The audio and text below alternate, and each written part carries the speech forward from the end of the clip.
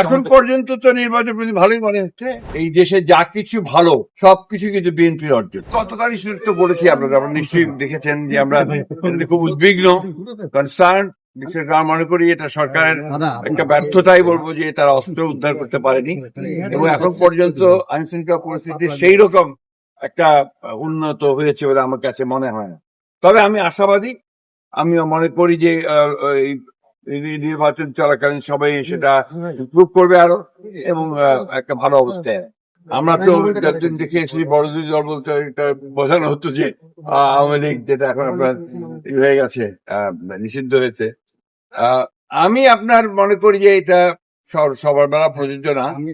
আমরা জনগণের কাছে যাচ্ছি, পরীক্ষিত রাজনৈতিক দল বিএনপি। আপনার এই দেশে যা কিছু ভালো সবকিছু কিন্তু বিএনপির অর্জন। এখন পর্যন্ত তো নির্বাচন প্রতি ভালোই মনে হচ্ছে।